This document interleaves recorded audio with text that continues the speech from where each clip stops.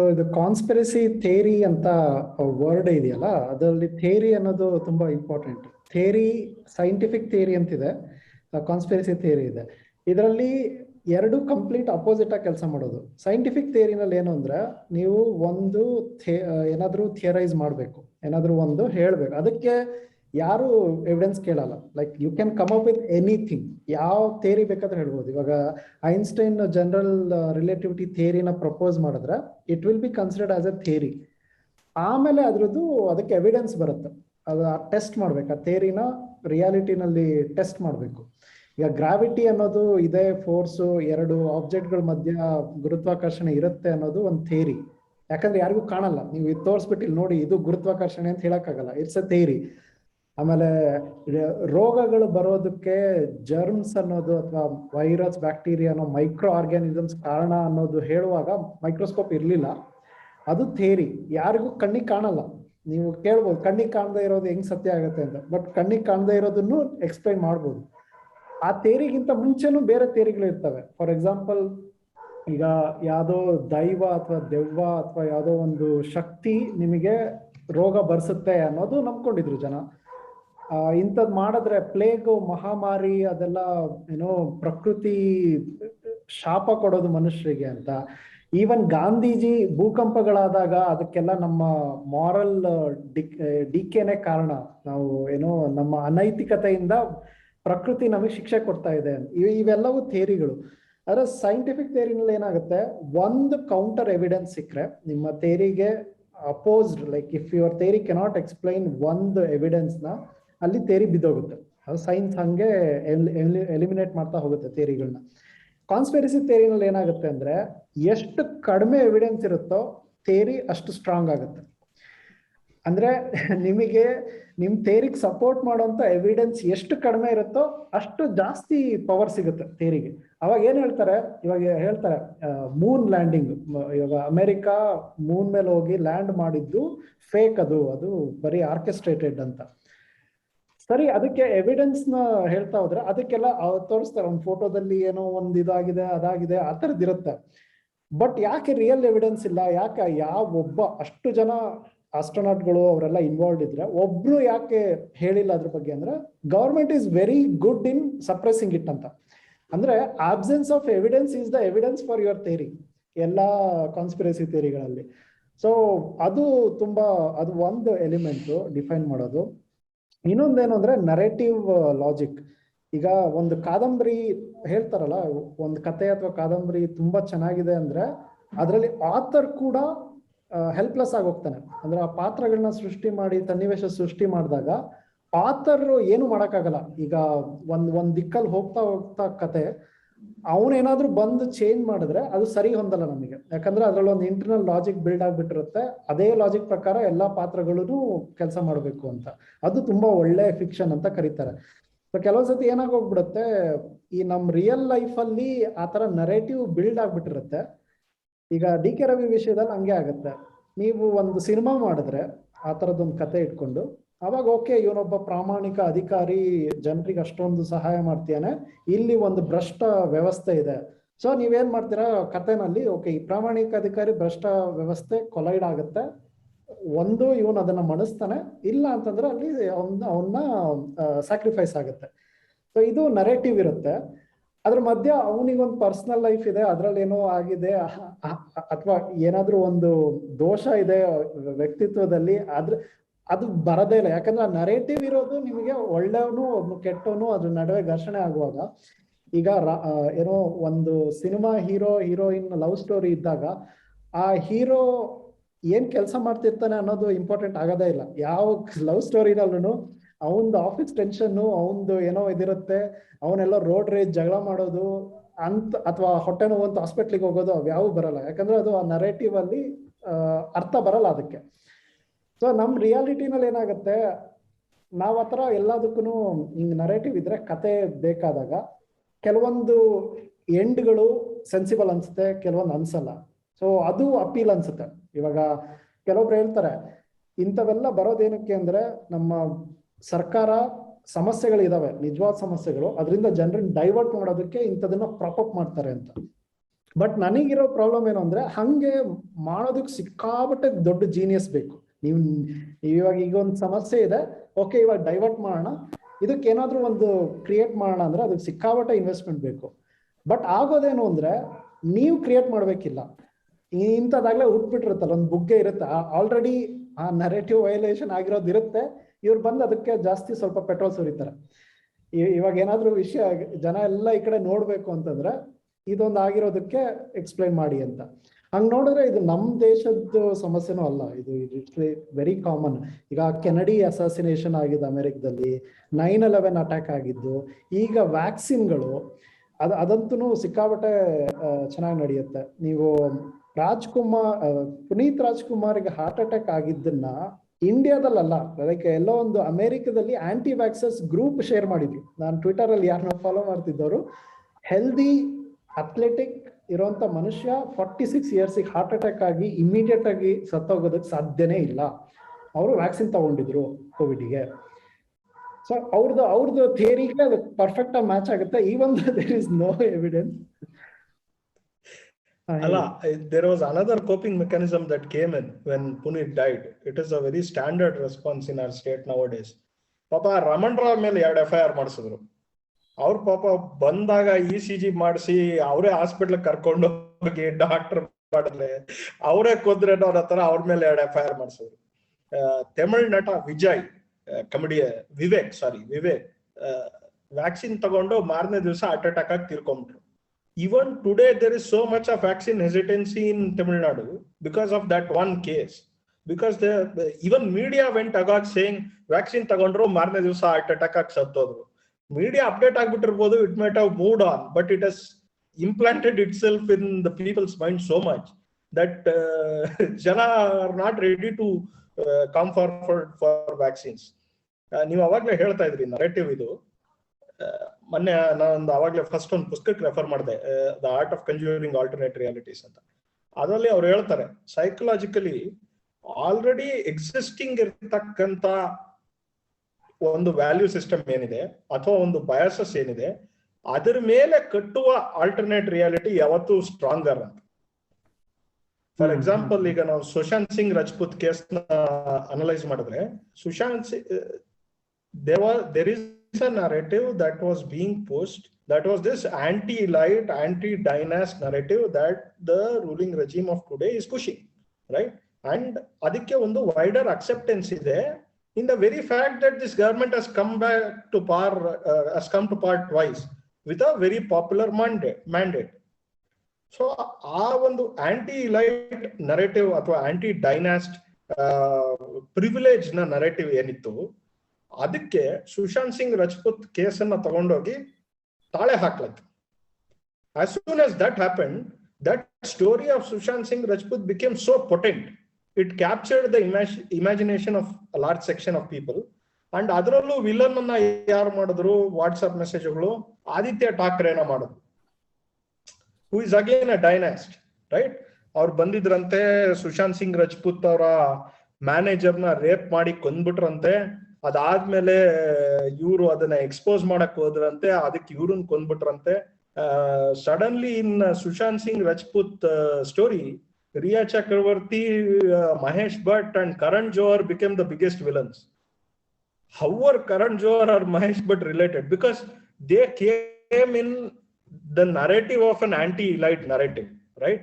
Karan Johar is seen as one nepotism, ಒಂದು symbol ಆಗಿ ಜನ ನೋಡೋದ್ರಿಂದ ಬಾಲಿವುಡ್ ಅಲ್ಲಿ. ಸುಶಾಂತ್ ಸಿಂಗ್ ರಜಪೂತ್ ಹೊರಗಡೆಯಿಂದ ಬಂದಿದ್ದ, he was an outsider. See how the narratives actually merge. So Sushant Singh Rajput ಕೇಸನ್ನ, ಅದರಲ್ಲಿರ್ತಕ್ಕಂಥ anti elite privilege nepotism narrative ನ ಈಸಿಯಾಗಿ ನೀವು ಆದಿತ್ಯ ಠಾಕ್ರೆನ, ಕರಣ್ ಜೋಹರ್ನ ವಿಲನ್ ಮಾಡೋದಕ್ಕೆ ಬಳಸ್ಕೊಳ್ಳಾಯ್ತು. So it is actually an existing narrative that has gained some acceptance among people, that was manipulated into this big thing. I think justice for SSR is as good as QAnon. Apparently, Sushant Singh Rajput is alive somewhere working on quantum physics. It's as entertaining and as big as QAnon. It is the QAnon of India. Yes. Sushma, coping mechanisms anta ಸುಮಾರು ಸಲಿ ಮಾತಾಡಿದ್ವಿ. ನೀವು ಒಂದು example ಕೊಟ್ರಿ, but if you can just give ಒಂದು 4-5 example, ಅಂದ್ರೆ coping mechanism A, coping mechanism B, ಆ ತರ ಒಂದು 4-5 ಲಿಸ್ಟ್ ಕೊಟ್ಬಿಟ್ಟು ಅದ್ರ ಎಕ್ಸಾಂಪಲ್ಸ್ ಕೊಡ್ತೀರಾ?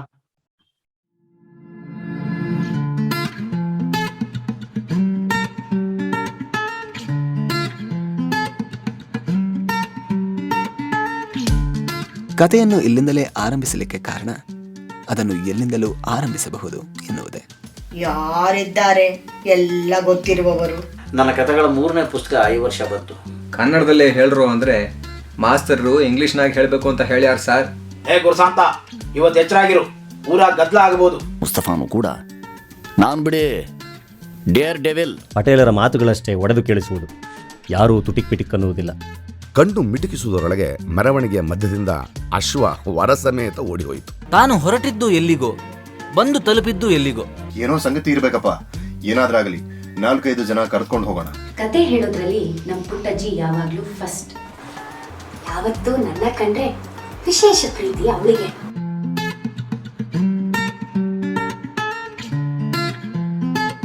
ಇಷ್ಟೊತ್ತು ನಾನು ಕೇಳಿಸಿಕೊಂಡು ಕತೆ ಯಾರ್ದು?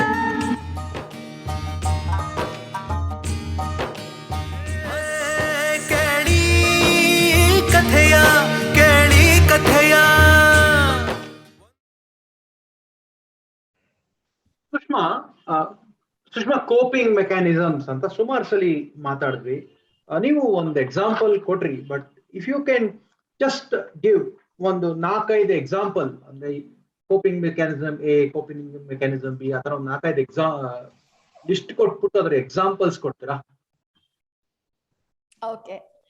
Actually, sir, coping mechanism like based on your stress ಅಥವಾ ಈಗ ಮೀಡಿಯಾ ವೈಸ್ ಅಂತ ಹೇಳುದಾದ್ರೆ accepting it or non-accepting. So as per they told, those issues, those current situations are difficult to accept. ಯಾಕೆ difficult to accept ಅಂತ ಹೇಳೋದಕ್ಕೆ ಅದರಲ್ಲಿ ಅರ್ಧ ಸತ್ಯ and other ಅರ್ಧ is making a story ಅಥವಾ narrations of the stories ಇರೋವಾಗ ultimately ನಾವ್ ಏನ್ ಮಾಡ್ತೇವೆ, ಓಕೆ ಈಗ ಎಕ್ಸಾಂಪಲ್ ಹೇಳಿ, ಇಲ್ಲಿ ಸಡನ್ ಆಗಿ ಯಾರೋ ಬಾಂಬ್ ಇಟ್ಟಿದ್ದಾರೆ ಅಂತ ಹೇಳ್ತಾರೆ, ಎಲ್ಲಿ ಹಾಸ್ಪಿಟಲ್ ಅಥವಾ ನೀವಿರೋ ಪರ್ಟಿಕ್ಯುಲರ್ ಜಾಗದಲ್ಲಿ. ಬಾಂಬ್ ಬಿಟ್ಟಿದಾರೋ ಸೆಕೆಂಡ್ರಿ, ಓಡೋಗ್ತೀವ ಇಲ್ವಾ, ದಟ್ಸ್ ವೆರಿ ಇಂಪಾರ್ಟೆಂಟ್. ಅದೇ ಹೌ ವಿ ವಿಲ್ ರನ್ ಅಥವಾ how we will believe the people have kept this human bomb, whatever. It's like suggestibility on particular ಇದು ಏನು ವಿಷಯ ಅಥವಾ ಕಂಟೆಂಟ್ ಅಥವಾ ಕಾನ್ಸೆಪ್ಟ್ ಬಗ್ಗೆ ಮನುಷ್ಯ ಸಹಜವಾಗಿ ನಮಗ್ ಗೊತ್ತಿರೋದು ಅರ್ಧ ಆದ್ರೂ ಕೂಡ ಇನ್ನೊಂದಕ್ಕೆ ಗೊತ್ತಿರ್ಬೋದು ಬಹುಶಃ ಅಥವಾ ಅದಾಗಿರ್ಬೋದು, ಸರಿ ಒಂದ್ ಲೆವೆಲ್ ಅಲ್ಲಿ ಅದಾಗಿರ್ಬೋದು, ನಾನ್ ರೆಡಿ ಟು ಎಗ್ರಿ ಅಂತ ಹೇಳ್ದಾಗ ಏನಾಗತ್ತೆ, ಹೌದು ಹೇಳ್ತೇವೆ, yes it is. So sir ಹೇಳ್ದಾಗೆ ಸುಶಾಂತ್ ಸಿಂಗ್ ರಾಜ್ಪೂತ್ ಇದ್ದ ಅಥವಾ ಏನೋ ಎನಿಬಡಿ ಪುನೀತ್ ರಾಜ್ಕುಮಾರ್, ಅದು ಆಗಿದೆ ಅಥವಾ ಆಗ್ಲಿಲ್ಲ secondary. He have done many ಏನು ಕಾಂಟ್ರಿಬ್ಯೂಷನ್ ಫ್ರಮ್ ಹೀಸ್ ಇದು financial wise. That is half of the things we doesn't know. And is it matter to us? Yes. ಒಂದು ಸಿಚುವೇಶನ್ಗೆ ಆ ಗ್ರೀಫ್ ಲೆವೆಲ್ ಅಲ್ಲಿ ಇರುವಾಗ ಪ್ರತಿ ಒಂದು ನೀವು ಹೇಳೋ ಮಾತು ಸಜೆಸ್ಟಬಲ್ ಆಗಿ ನಾವು ತಗೊಳ್ತೇವೆ ಮತ್ತೆ ಅದನ್ನ ಮೂವ್ ಮಾಡ್ತೇವೆ. ತಲೆಗೆ ಒಪ್ಕೊಳ್ಳಿ ಬಿಡ್ಲಿ secondary, but we will take it to in certain extent. ಆವಾಗ ಏನಾಗುತ್ತೆ, ಆಟೋಮೆಟಿಕಲಿ ನಿಮ್ಗೆ we have to agree for that. Even ಈಗ ನೀವ್ ಹೇಳೋ ಪ್ರಕಾರ other than this coping mechanism in a general way, ಯಾವುದೇ ವ್ಯಕ್ತಿ ಜೊತೆ ಹೇಗೆ ಕೋಪ್ ಅಪ್ ಮಾಡ್ಬೋದು. ಈಗ certain situation like very angry or aggressive stress, ಒಂದು ಡೇ ಟು ಡೇ ಲೈಫ್ ಅಲ್ಲಿ ಒಂದ್ ಲೆವೆಲ್ಗೆ ನಾವು ಅದನ್ನ ಓಕೆ ಇಷ್ಟು ಶೆಡ್ಯೂಲ್ ಮಾಡ್ಕೊಂಡಿರ್ತೇವೆ, ಹೀಗೆ ಹೋಗ್ತಾ ಇರತ್ತೆ, okay, ಒಂದು 24 hours ಅಲ್ಲಿ 8 hours we will work, after that we will go for rest, we will give some time for us, whatever. I mean doing yoga, meditation, being relaxed yourself, or going with the friends outside, etc. This will help you to cope up in a certain level, day to day activities, lifestyle. So upon that ಏನಪ್ಪ, ಈ daily smooth life ನಲ್ಲಿ ಒಂಚೂರು ಬರ್ಡನಿಂಗ್ ಅಂತ ಹೇಳಿದ್ರೆ work ಅಲ್ಲಿ variations ಅಥವಾ ಜನ ಈ ತರ ಕೆಲವು ಸಿಚುವೇಶನ್ಸ್ ಆಗೋದು, ಕೆಲಾಮಿಟೀಸ್ ನ್ಯಾಚುರಲ್ ಆಗಿ ಒಪ್ಕೊಳಕ್ ಆಗಲ್ಲ, ಬಟ್ ಒಪ್ಕೊಳ್ಳೋದೇ ಬೇರೆ ಪರಿಸ್ಥಿತಿ ಇಲ್ಲ. ಬೇಕಂತ ಹೇಳಿದ್ರೆ ನೀವು ನಿಮ್ಮ ಫ್ಯಾಮಿಲಿ ಡೆತ್ ಇಟ್ಕೋಬಹುದು, ಅಥವಾ ಫ್ಯಾಮಿಲಿಯಲ್ಲಿ ಲಾಸ್ಟ್ ಎನಿಬಡಿ, ಅಥವಾ ಬೇಡ ಬೆಡ್ ರಿಡನ್, ಹಾಸ್ಪಿಟಲೈಸೇಷನ್, ಫಿನಾನ್ಷಿಯಲ್ ಇರ್ಬೋದು, ಅಥವಾ ಇಂಟರ್ಪರ್ಸನಲ್ ರಿಲೇಷನ್ ವೈಸ್ ಇರ್ಬೋದು, ಅಥವಾ ಸೋಷಿಯಲ್ ಪುವರ್ ಆಕ್ಸೆಪ್ಟೆನ್ಸ್ ಇರ್ಬೋದು, ಅಥವಾ ಫಿಸಿಕಲ್ ನಮ್ದೇ own physical health issues, what ever. These all are things how you will cope up in a certain level, and upon that how you will handle is okay. If you are handling in some others help or some others guidance is fine. If it is not, you need a different coping mechanism or maladaptive anta helbodu adanna, like avoidance or withdrawal ಅಥವಾ rejection kind of ಮಾಡ್ಲಿಕ್ಕೆ ಆಗಲ್ಲ, ಬಿಟ್ಬಿಡೋದು, give up ಮಾಡೋದು, ಇದು all negative thinking errors. ಇದು ನಾನು general ಆಗಿ ಹೇಳ್ತಾ ಇದ್ದೇನೆ, like day to day life ಇರ್ಲಿ ಅಥವಾ ಪಬ್ಲಿಕ್ ಇದು ಫಿನೋಮಿನಾದಲ್ಲಿ ಇರ್ಲಿ. So how you will manage these things or it's purely then individuals matters. ಯಾಕೆಂದ್ರೆ every individual is different, we are unique, our thought thinking process is unique.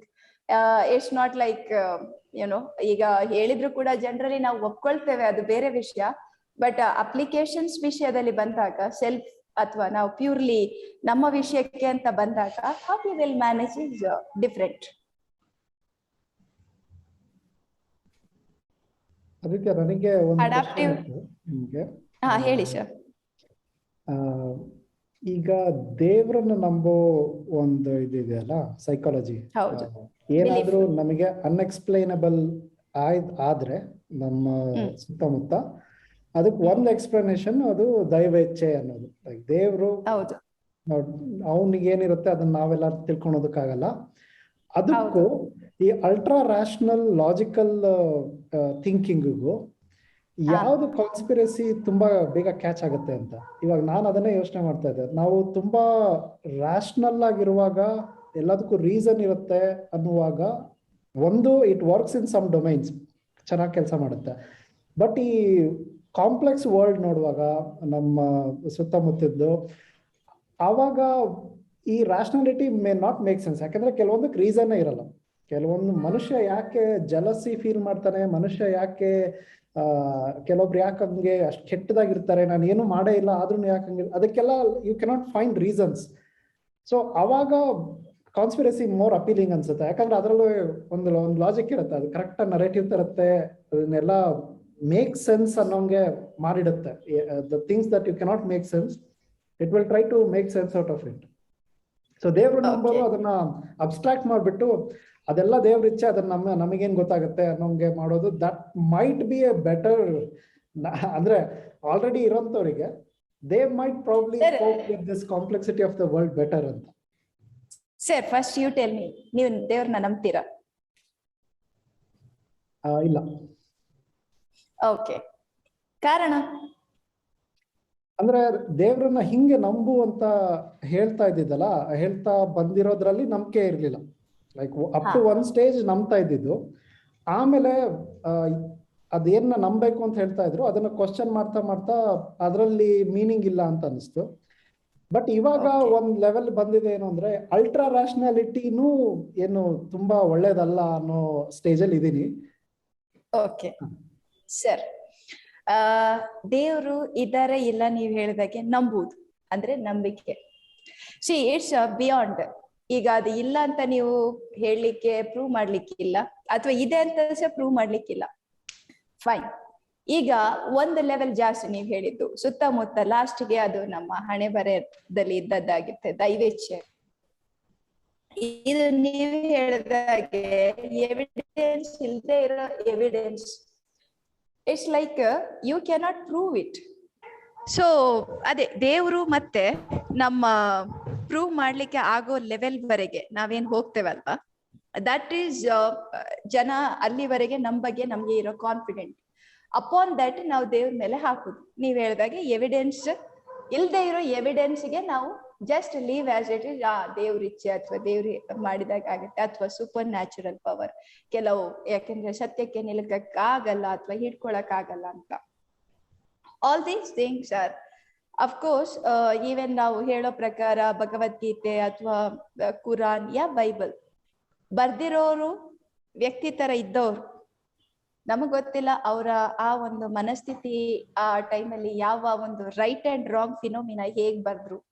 V cannot judge in them also. Right wrong ಅಂತ ಹೇಳ್ತಾ ಇಲ್ಲ. Yes, there is a some phenomena which is not harm to us as well as others. ಆ ತರ ಅಷ್ಟು ಪುಸ್ತಕದಲ್ಲಿ ಒಳ್ಳೆದೇ ಬರ್ದಿದ್ದಾರೆ. But the perception or logical thinking ನಾವು ಈಗಕ್ಕೆ ಅದನ್ನ ಹೇಗೆ ಅಪ್ಲೈ ಮಾಡ್ತಾ ಇದ್ದೇವೆ is matter. Individual differences definitely ಅವ್ರು ಅದನ್ನ ಹಾಗೆ ತಗೊಂಡೋಗ್ತಾರೆ. ಇಲ್ಲಿ ಸರ್ ಕೇಳಿರೋದು ಇದನ್ನ ನಾವು ಹೇಗೆ ಇಸ್ ಇಟ್ ಇದೆಯಾ ಅಥವಾ ಇಲ್ವಾ ಅಂತ. ಸೊ ನಾನು ಆಗ್ಲೇ ಹೇಳ್ದಾಗೆ till our death we can survive. Yes, it's practical reality. After death soul where it will go, ಅಥವಾ ಅದರ ಇದು ಏನು, ಅಥವಾ ಮುಂದೆ ನೆಕ್ಸ್ಟ್ ಜನ್ಮ ಇದೆಯಾ ಇಲ್ವಾ, ಸೊ ಅದು ನಾವು ಪ್ರೂವ್ ಮಾಡಕ್ಕಾಗಲ್ಲ. ಅಲ್ಲಿದ್ದ ಮೇಲೆ ಅಥವಾ ನಮಗೆ ಅದನ್ನ ಪ್ರಯತ್ನ ಮಾಡ್ಲಿಕ್ಕೆ ಆಗದೆ ಇರೋದನ್ನ ನಾವು ದೇವರಿಗೆ ಬಿಡ್ತೇವೆ. ಸೊ ಅದರಲ್ಲಿ ಎಗೇನ್ ನಮ್ಮ ಸೈಕಲಾಜಿಕಲಿ ನಾವು all the things we will deal in a neutral way. ಯಾಕೆ ನ್ಯೂಟ್ರಲ್ ಅಂತ ಹೇಳಿದ್ರೆ ಇಲ್ಲಿ ಹಾರ್ಮ್ ಅಥವಾ ಹಾರ್ಮ್ಫುಲ್ ಅಂಡ್ ಹಾರ್ಮ್ಲೆಸ್ ಎರಡೂ ಇಲ್ಲ. ಹೇಗೆ ಅಂತ ಹೇಳಿದ್ರೆ ಈಗ ಒಂದು ಕ್ರಿಮಿನಲ್ ಒಬ್ಬ ಕ್ರೈಮ್ ಮಾಡಿರೋ ವ್ಯಕ್ತಿ ಕೂಡ ನಮ್ ಕಣ್ಣಿಗೆ ಅವನು ಯಾವ ವಿಚಾರದಲ್ಲಿ ಆತರ ಮಾಡ್ದ, ಒಬ್ನಿಗೆ ಅವನು ಸಾಯಿಸಿದ್ರೆ ಅಷ್ಟೇ ಅವನು ಸರ್ವೈವ್ ಆಗೋದಿತ್ತು, ಅಥವಾ ಅದು ಬೇರೆಯವರಿಗೆ harm, definitely it's not a model to others, ಇಲ್ಲ ಅಂತ ಹೇಳಲ್ಲ. ಬಟ್ ಒನ್ ಸರ್ಟೈನ್ ಲೆವೆಲ್ ಅಲ್ಲಿ ನಾವು ಅವ್ರನ್ನ ಕೂಡ ನೋಡುವಾಗ ನ್ಯೂಟ್ರಲ್ ಅಲ್ಲೇ ನೋಡ್ಬೇಕಾಗತ್ತೆ. ಅಂದ್ರೆ without any emotional or affection to person or any one. ಈಗ ಸರ್ ಸುಪ್ರೀತ್ ಅವರು ಹೇಳಿದಾಗೆ rational thinking is a psychology is a not a magical, it's a logical. When it is logical, everything you should give a evidence for that. ಪ್ರತಿ ಒಂದು scientific ಹೋಗುತ್ತೆ, ವಾಸ್ತವದಲ್ಲಿ ಇರ್ಬೇಕಾಗತ್ತೆ. ಯಾವುದೇ ಇಮ್ಯಾಜಿನೇಷನ್ಗೆ ಅಥವಾ ಫ್ಯಾಂಟಸೈಸಿಗೆ ಹೋಗಕ್ ಬರುದಿಲ್ಲ. ಫ್ಯಾಂಟಸಿಗೆ ಹೋದ್ರೂ ಕೂಡ ಆ ವ್ಯಕ್ತಿಗಳನ್ನ ಅಥವಾ ನೀವು ಅದನ್ನ ಬಿಟ್ಬಿಟ್ಟೆ ಅಥವಾ ಅದಕ್ಕಿಂತ ಜಾಸ್ತಿ ನಮ್ಗೆ ಗೊತ್ತಿಲ್ಲ. ವೈ ವಿ ಫೀಲ್ ಜೆಲಸ್, ಅದು ಒಂದು kind of negative emotions. It's not wrong at all, because that's human being ಅಥವಾ humans nature. It is maybe range ಅಥವಾ ಅದು ಎಷ್ಟರ ಮಟ್ಟಿಗೆ ಇದೆ ಅದು ಪಾಯಿಂಟ್ ಆಗುತ್ತೆ. ಅಂದ್ರೆ ಅವರಿಗೆ ಅವರು ಸಫರ್ ಆಗುವಷ್ಟಿದೆಯಾ ಅಥವಾ ಆ ಒಂದು ಇದು ಹ್ಯಾಂಡಲ್ ಮಾಡುವಷ್ಟು ಇದೆಯಾ, that is very important. Even all the defence mechanism. ನಾನು ಕುಡಿತಾ ಇದ್ದೇನೆ ಇವತ್ತು, ಯಾಕೆ ಅಂತ ಹೇಳಿದ್ರೆ ನನ್ನ ಹೆಂಡತಿ ಸರಿ ಇಲ್ಲ, ಅಥವಾ ನನಗೆ ವರ್ಕ್ ಅಲ್ಲಿ ತುಂಬಾ ಸ್ಟ್ರೆಸ್ ಇದೆ, ಅಥವಾ ನಾನ್ ಮಾಡ್ತಿರೋ ಕೆಲಸ ತುಂಬಾ stressful, so I need a relaxation. ಅದು ನೋಡಿದ್ರೆ ಅದು anti depressant. One certain level alcohol will give a relax, but upon that ಅದು ಕೂಡ ಡಿಪ್ರೆಸೆಂಟ್ ಲೆವೆಲ್ ತಗೊಂಡ್ ಬರುತ್ತೆ. ನಿಮ್ಗೆ ಇಮಿಡಿಯೇಟ್ ಸ್ಯಾಡ್ನೆಸ್ ಬರುತ್ತೆ, ಲೋನ್ಲಿನೆಸ್ ಬರುತ್ತೆ, ಅಥವಾ ಮಾಡಿದ್ದಕ್ಕೆ ಒಂದು ಬಯೋಲಾಜಿಕಲ್ ಸಿಸ್ಟಮ್ ಇಮಿಡಿಯೇಟ್ ಆಗಿ ಅದು ನಶೆ ಇಳಿದ್ಮೇಲೆ you have to come to the reality. Supreet ಅವ್ರು ಕೇಳಿದ ಪ್ರಶ್ನೆಗೆ ನನ್ನ ಪ್ರಕಾರ ನೀವು ಹೇಳ್ತಾ ಇರೋದು ನೀವು ಒಂಥರ ಬೈನರಿ ತರ ಮಾಡ್ತಾ ಇದ್ದೀರಾ ಸುಪ್ರೀತ್ ಅವರು. ಅಂದ್ರೆ rationality is not able to explain many things, so conspiracy theory is somewhat appealing when you want to explain everything and you are not able to explain. But ನಿಮ್ಗೆ ದೈವದಲ್ಲಿ ನಂಬಿಕೆ ಇದ್ರೆ ನಿಮ್ಗೆ ಒಂದು ಬಿಯಾಂಡ್ ಲಾಜಿಕ್ ಅನ್ನ ಅಲ್ಲಿಗೆ ಬಿಡುವ ಒಂದು ಮನಸ್ಸು ಕೂಡ ಇರುತ್ತೆ. ಈಗ ದೇವರು ದೈವೇಚ್ಛೆ ಅಂದ್ರೆ ಇದು ಬಿಯಾಂಡ್ ಲಾಜಿಕ್, ಬಟ್ ಅದನ್ನ ನಾನು ಪ್ರಶ್ನೆ ಮಾಡಿದಿರ ಅದನ್ನು ಒಪ್ಕೊಳ್ಳುವ ಮನಸ್ಸು ಇರುತ್ತೆ. ಸೊ ಇಸ್ ಇಟ್ ಬೆಟರ್ ಅಂತ ನೀವು ಕೇಳ್ತಾ ಇದ್ದೀರಾ ನಾನು ಅನ್ಕೊಂಡಿದ್ದೀನಿ. Is that your question? Better ಅಂತಲ್ಲ, ಜಸ್ಟ್ ಅರ್ಥ ಮಾಡ್ಕೊಳೋದಕ್ಕೆ. ಅಲ್ಲ ಅಂದ್ರೆ ನಾನು ಹೇಳ್ತಾ ಇರೋದು ಬೆಟರ್ ಅಂದ್ರೆ is it why this may be less with those people ಅಂತ ನೀವು ಕೇಳ್ತಾ ಇದ್ದೀರಾ. ಐ ಥಿಂಕ್ ಈ rationality itself is how we understand rationality is the problem ಅಂತ ಅನ್ಸುತ್ತೆ. ಯಾಕಂದ್ರೆ ನಾನು ಈ I'm working on something on rationality. So I've been studying the rational movement in India. H. Narasimhaya, Dabolkar, Abram Kaur, ಈ tradition ಅನ್ನು ಕೂಡ ನಾನು study ಮಾಡ್ತಾ ಇರೋದ್ರಿಂದ ನನಗೆ ಅನ್ಸಿದ್ದನ್ನು ನಾನು ಹೇಳ್ತೀನಿ. See, rationality doesn't mean that you have to explain everything. Science, but that is how it is interpreted by many practitioners also. That is the problem. Rationality is also accepting that we don't know certain things and accepting as ಇದನ್ನ completely illogical ದೈವೇಚ್ಛೆಯನ್ನು ನಾನು ಒಪ್ಕೊಳ್ಳದೆ ಇದ್ರು ಕೂಡ ಅದಕ್ಕೆ ಏನೋ logic cause and effect theory ಇರುತ್ತೆ, cause and effect ಇರುತ್ತೆ, ಬಟ್ ಅದು ನನಗ್ ಗೊತ್ತಿಲ್ಲ ಅಂತ ಒಪ್ಕೊಳ್ಳೋದು ಕೂಡ rational, right? So if you go to Buddhism, Buddha ಏನ್ ಹೇಳ್ತಾನೆ, ಎಸೆನ್ಷಿಯಲಿ ಬದುಕು ಇರ್ರಾಷನಲ್.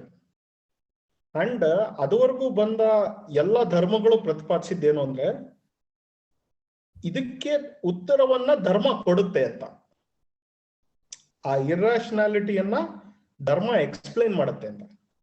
ಬುದ್ಧ ಹೇಳಿದ್ದು, why are you putting that burden on dharma or religion? It doesn't explain. Accept life as irrational. That is the most rational thing to do, right? So accept life as irrational.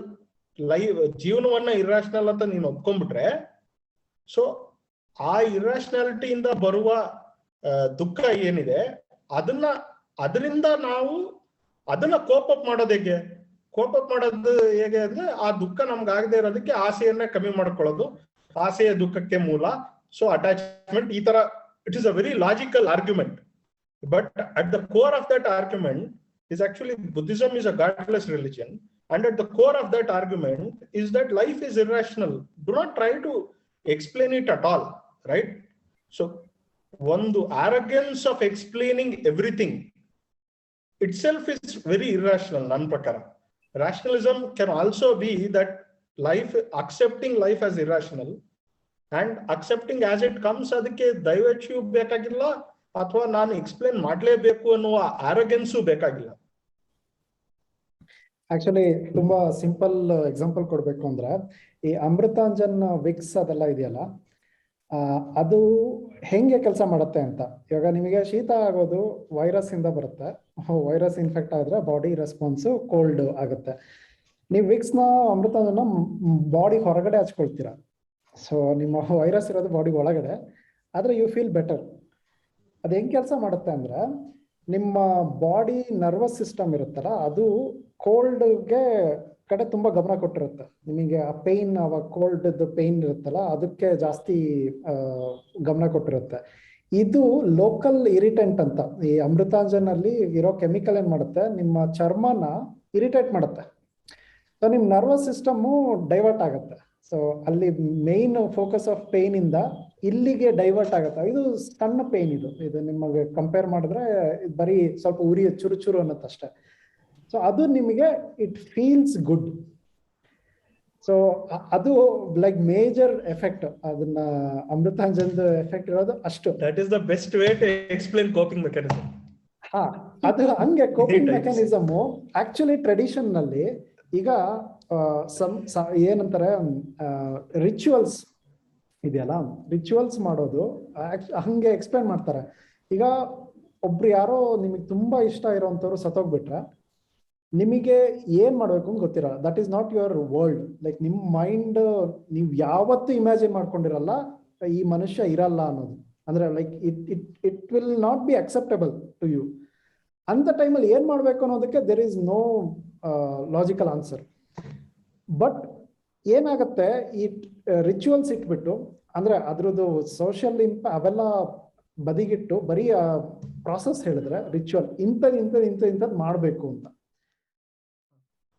ಅದೇ ritual ಯಾಕೆ ಮುಖ್ಯ ಆಗುತ್ತೆ ಅಂತ, Richard Dawkins ಅಂದ್ರೆ ನಮಗೆ West ಅಲ್ಲಿ ಗೊತ್ತಿರೋ ಸಿಕ್ಕಾಪಟ್ಟೆ ಫೇಮಸ್ ಏಥಿಸ್ಟ್, ಅವರು ಈ ರಿಲಿಜನ್ ಇಲ್ದೆ, ಅಂದ್ರೆ ರಿಲಿಜನ್ ಯಾವ ಎಲಿಮೆಂಟು ಇಲ್ಲದೆ ಬದುಕಬೇಕು ಅನ್ನೋಂಗೆ ಈ ಸ್ಟಾರ್ಟೆಡ್ ದಟ್ ಎಂಥದೋ ಒಂದು ಕಮ್ಯುನಿಟಿ ಶುರು ಮಾಡಿ, ಅಲ್ಲಿ ದೇ ಇಂಟ್ರೊಡ್ಯೂಸ್ ದ ಸಿಸ್ಟಮ್. ಇವಾಗ ಆ ಗ್ರೂಪ್ ಅಲ್ಲಿ ಯಾರಾದ್ರೂ ಒಬ್ಬ ಏಥಿಸ್ಟ್ ಸತ್ರೆ ಅವ್ರನ್ನ ಯಾವುದು ರಿಲಿಜಿಯಸ್ ಸಿಂಬಲಿಸಮ್ ಇಲ್ಲದೆ, ರಿಲಿಜನ್ ಯಾವುದು ರಿಚುವಲ್ ಇಲ್ಲದೆ ಹೆಂಗೆ ಬೀಳ್ಕೊಡ್ಬೇಕು ಅನ್ನೋದನ್ನ they came up with a process.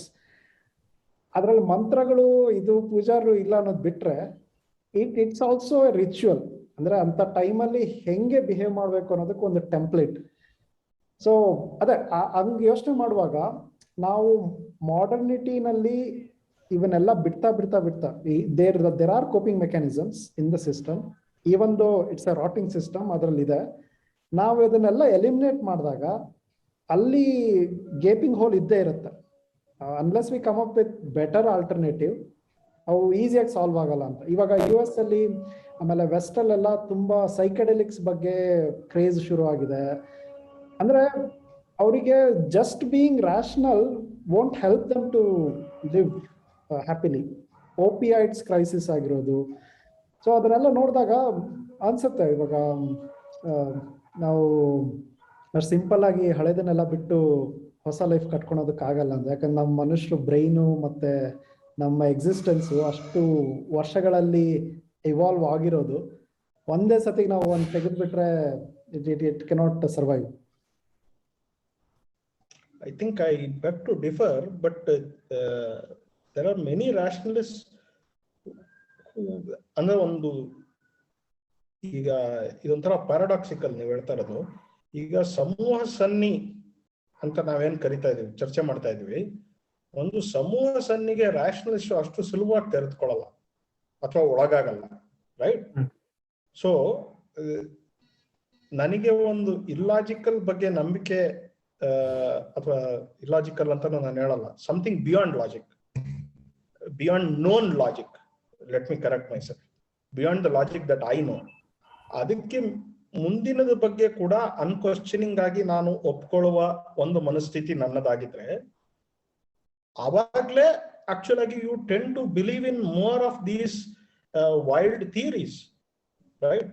So it is paradoxical. ಅಂದ್ರೆ ಒಂದು ರಿಲಿಜಿಯನ್ ನಲ್ಲಿ ಒಂದು ಸಾವನ್ನ ಸ್ವೀಕರಿಸುವ ಬಗೆ, ಒಂದು ಲಾಸ್ ಅನ್ನ ಸ್ವೀಕರಿಸುವ ಬಗೆ, ಇದಕ್ಕೆ ಉತ್ತರಗಳಿದೆ, ಇಲ್ಲ ಅಂತ ನಾನು ಹೇಳಲ್ಲ. ಬಟ್ ನನ್ನ ಪ್ರಕಾರ unquestioning nature itself will make us more and more prone to such kind of ಈ ಸಮೂಹ ಸನ್ನಿಗಳಿಗೆ ನಾವು ಇದನ್ನ ಹೆಚ್ಚು ಒಳಗಾಗೋದಕ್ಕೆ ಹೋಗ್ತಾ ಇರ್ತೀವಿ. ಸೊ ರಿಚುವಲ್ಸ್ ಬಗ್ಗೆ ನೀವು ಹೇಳಿದ್ರೆ, rituals are a coping mechanism, I don't dispute that, but rituals are highly loaded, right? So ನನ್ನ ಪ್ರಕಾರ ನೀವು ಪ್ರಶ್ನಿಸುವುದನ್ನ ಕಲಿಯದ ಹೊರತು ನಾವು ಇಂಥ ಸಮೂಹ ಸನ್ನಿಗಳಿಗೆ ಒಳಗಾಗ್ತಾನೆ ಹೋಗ್ತೀವಿ. ಒಂದು. ಎರಡನೇದು, ಒಂದು ರ್ಯಾಷನಾಲಿಟಿ ಅಂದಿದ ತಕ್ಷಣ ಅದನ್ನ ತೀರಾ ಎಕ್ಸ್ಟ್ರೀಮ್ಗೆ ತಗೊಂಡೋಗಿ ನಾವು ಅದನ್ನ ಅರ್ಥ ಮಾಡ್ಕೊಳ್ಳುವ ಅವಶ್ಯಕತೆಯೂ ಇಲ್ಲ. ಒಂದು. ಮತ್ತು ರ್ಯಾಷನಾಲಿಟಿ ಕೂಡ ಇದು ನನ್ನ ಇವತ್ತಿನ ಜ್ಞಾನವನ್ನ ಮೀರಿದ್ದು ಅಂತ ಒಪ್ಪಿಕೊಳ್ಳುವ ಹ್ಯುಮಿಲಿಟಿಯನ್ನ ಬೆಳೆಸ್ಕೋಬೇಕೆ ಹೊರತು ನನ್ನ ಪ್ರಕಾರ rationalists are more prone to this and they are not prone ಅನ್ನೋದು ಸುಳ್ಳು. ನನ್ನ ಪ್ರಕಾರ it is the opposite is true. Because ಅಂದ್ರೆ ನೀವು ಒಂದು ಅನ್ಕ್ವಶ್ಚನಿಂಗ್ ನೇಚರ್. ಈಗ ನಾನು ನ್ಯಾಷನಲ್ ಕಾಲೇಜಲ್ಲಿ ಓದಿದ್ದು, H. ನರಸಿಂಹಯ್ಯನವರು ದೊಡ್ಡದಾಗಿ ಬೋರ್ಡ್ ಹಾಕ್ಸ್ಬಿಟ್ಟಿದ್ದಾರೆ, ಪ್ರಶ್ನಿಸದೆ ಏನನ್ನೂ ಒಪ್ಪಬೇಡಿ ಅಂತ. ಸೊ ನಾನು ಪ್ರಶ್ನೆ ಮಾಡುವ ಮೂಲಕವೇ ಹಲವಾರು ಈ ತರ ಒಂದು ಸಮೂಹ ಸನ್ನಿಗಳಾಗ್ಲಿ ಅಥವಾ ಮ್ಯಾನಿಪುಲೇಟೆಡ್ ಕನ್ಸ್ಟ್ರಕ್ಟ್ಸ್ ನನ್ನ ಮೇಲೆ ಏನ್ ಹೇರ್ಲಾಗ್ತಾ ಇದೆ, ಮ್ಯಾನಿಪುಲೇಟ್ ಮೀ, ಅದನ್ನ ನಾನು ಪ್ರಶ್ನಿಸುವ ಮೂಲಕ ಅಥವಾ ಒಂದ್ ಸ್ಟೆಪ್ ಹಿಂದೆ ನಿಂತು ಇದು ಯಾಕೆ ಹೀಗಿರ್ಬೋದು, ಸುಶಾಂತ್ ಸಿಂಗ್ ರಾಜ್ಪೂತ್ ಕೇಸ್ ಯಾಕೆ ಈ ತರ ಆಗ್ತಾ ಇದೆ, what are the theories or themes at play here ಅಂತ ಒಂದ್ ಸ್ಟೆಪ್ ಹಿಂದೆ ನಿಂತು ನಾನು ಪ್ರಶ್ನಿಸುವುದರ ಮೂಲಕನೇ ಅದರಿಂದ ಬಚಾವಾಗಕ್ ಸಾಧ್ಯ.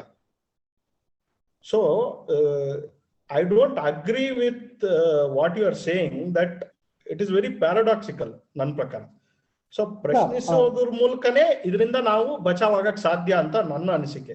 ಅಂಡ್ ರಾಷನಾಲಿಟಿಯನ್ನ ತೀರಾ ಎಕ್ಸ್ಟ್ರೀಮ್ ತಗೊಂಡೋಗಿ ಎಷ್ಟು ರಾಷನಲ್ ಇದೀವಿ ಅಂದ್ರೆ, ಈಗ ಫಾರ್ ಎಕ್ಸಾಂಪಲ್ ಯಾರೋ ಒಬ್ರು ಸಿಗರೇಟು ಸೇರ್ತಾ ಇಲ್ಲ, ಏನೂ ಸೇರ್ತಾ ಇಲ್ಲ, ಅವ್ರಿಗೆ ಲಂಗ್ ಕ್ಯಾನ್ಸರ್ ಬಂದ್ಬಿಡ್ತು. ನಾನು ಈ ತರ ಎಷ್ಟೋ ಉದಾಹರಣೆಗಳನ್ನು ನೋಡಿದ್ದೀನಿ. ಸೊ ಈಗ ಇದನ್ನ ಎಕ್ಸ್ಪ್ಲೇನ್ ಮಾಡಕ್ಕೆ ನನಗೆ ಆಗ್ತಾ ಇಲ್ಲ. ಆದ್ರಿಂದ ನಾನು ಅಂದ್ರೆ ಒಂದು ದೇವರಲ್ಲಿ ನಂಬಿಕೆ ಇದ್ದಿದ್ರೆ ನನಗೊಂದು ಎಕ್ಸ್ಪ್ಲನೇಷನ್ ಸಿಗ್ತಾ ಇತ್ತು. ಬಟ್ ಈಗ ನನ್ಗೆ ಇದಕ್ಕೆ ಎಕ್ಸ್ಪ್ಲನೇಷನ್ ಸಿಗ್ತಾ ಇಲ್ಲ. there are many carcinogenic exposure that we have in our lives apart from just cigarettes, right? So ನಮಗೆ ಗೊತ್ತಿಲ್ಲದೆಲ್ಲವೂ ಇಲ್ಲಾಜಿಕಲ್ ಅಂತನೋ ಅಂತ ಭಾವಿಸೋದು ಕೂಡ ತಪ್ಪು ಒಂದು. ಮತ್ತು ರ್ಯಾಷನಲಿಸ್ಟ್ಗೂ ಕೂಡ ಅಂತದೊಂದು ಹ್ಯೂಮಿಲಿಟಿ ಇರಬೇಕು. I believe that there is a cause and effect theory to everything. In many cases, I don't know that correlation. That's all. ಇಲ್ಲ, ಕೆಲವೊಂದ್ರಲ್ಲಿ ಕಾಸ್ ಅಂಡ್ ಎಫೆಕ್ಟ್ ಇಲ್ದೇನೂ ಇರ್ಬೋದು. It's just correlation. ಈಗ ವಸೀಂ ತಲೆಬ್ದು ಒಂದು ಬುಕ್ ಇದೆ, ಫುಲ್ಡ್ ಬೈ ರ್ಯಾಂಡಮ್ನೆಸ್ ಅಂತ. ಸೊ ಅವ್ರು ಏನ್ ಹೇಳ್ತಾರೆ, random event randomness is also a very rational explanation. ಅಲ್ಲ, ಅದೇ ಅದ್ರಲ್ಲಿ it's ಅನ್ನೋವಬಲ್.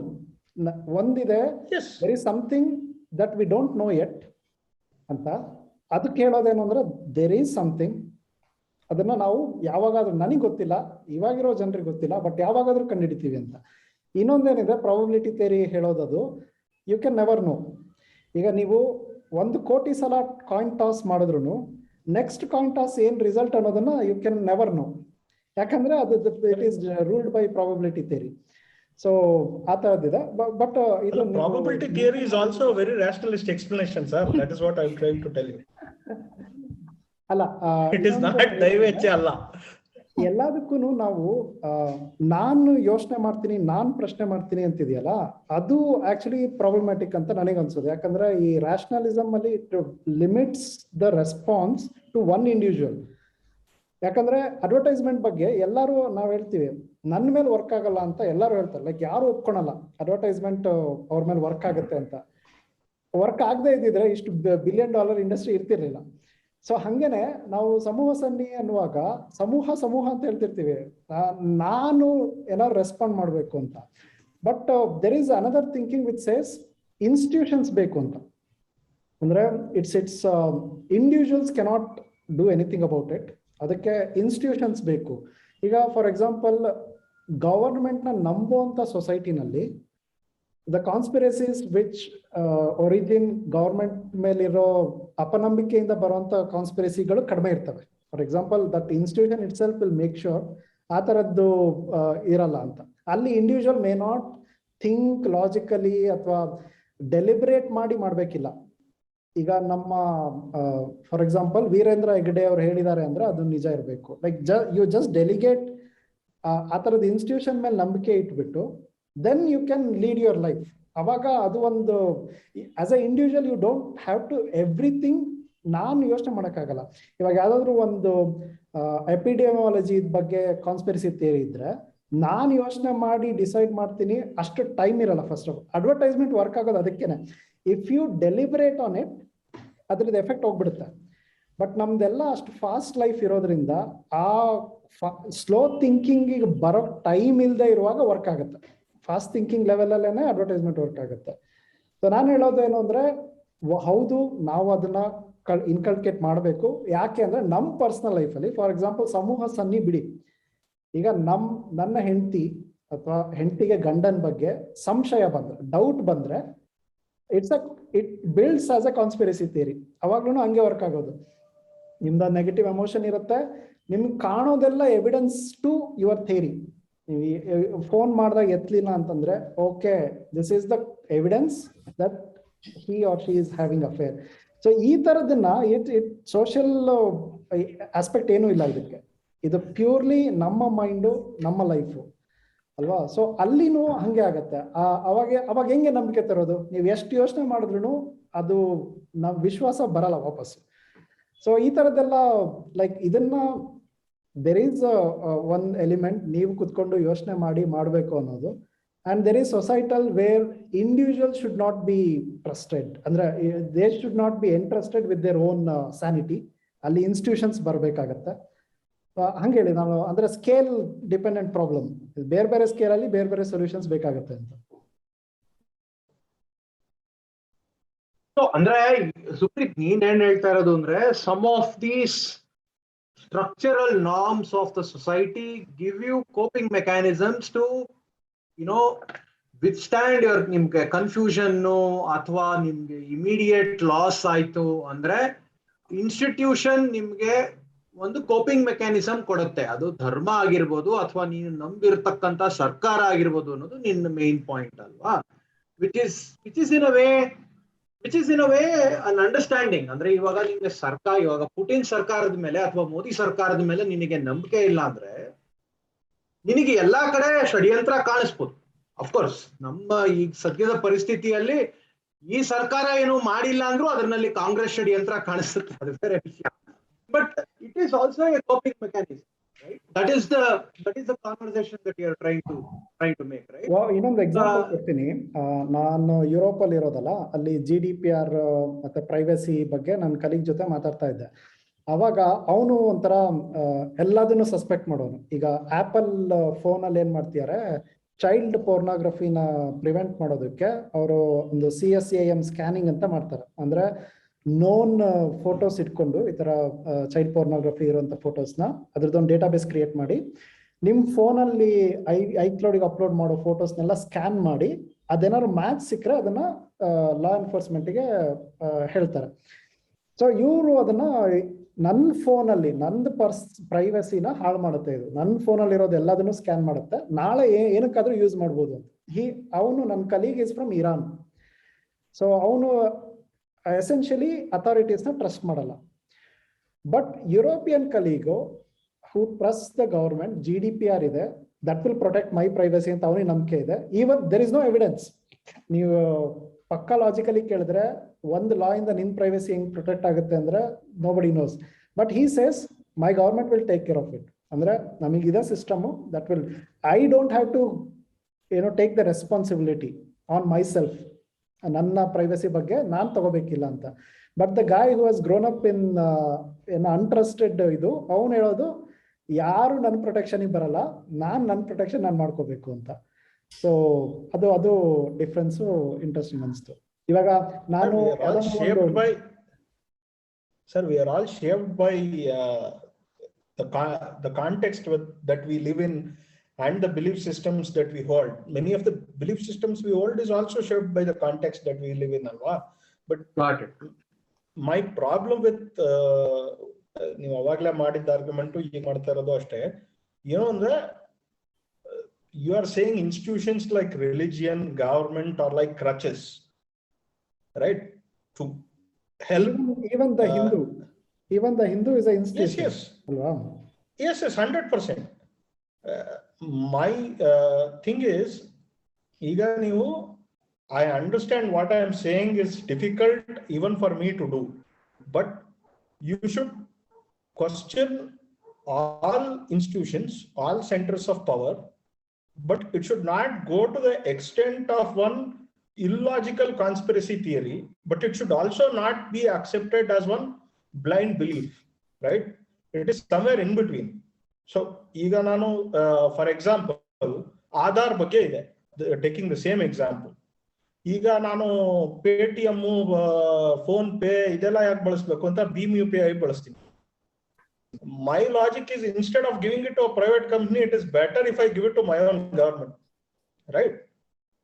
So it differs one though, and just because it is a crutch, it is a very loaded, these are very loaded institutions and it controls our lives. These are meta narratives. A government, state, religion, these are meta narratives that actually control our lives. So ನಾವು ಅದನ್ನ ಪ್ರಶ್ನಿಸುತ್ತಲೇ ಇರಬೇಕು.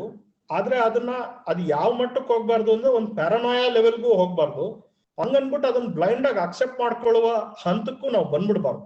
So blind ಆಗಿ ಅದನ್ನ accept, because it can help you as a coping mechanism, ನಾವು ಅದನ್ನ accept ಮಾಡ್ತಾ ಹೋದ್ರೆ ಅದು ಇದ್ರ ಬದಲು ಅದು ನಮ್ಮನ್ನ ನಿಯಂತ್ರಿಸಕ್ಕೆ ಶುರು ಮಾಡುತ್ತೆ. So it is not a binary is what I am saying. ಈಗ ರೈಟ್. ಸೊ ಈಗ ಯಾರಿಗೋ ಒಬ್ಬರಿಗೆ ಒಂದು ಗಾಡ್ ಮ್ಯಾನ್ ಆಶ್ರಮಕ್ಕೆ ಹೋಗಿ ಸೇವೆ ಮಾಡಿದ್ರೆ ಅವ್ರಿಗೆ ಒಂದು ಮಾನಸಿಕವಾದಂತ ಒಂದು ನೆಮ್ಮದಿ ಸಿಗ್ಬೋದು, ನನಗೆ ಸಿಗದೆ ಇರ್ಬೋದು.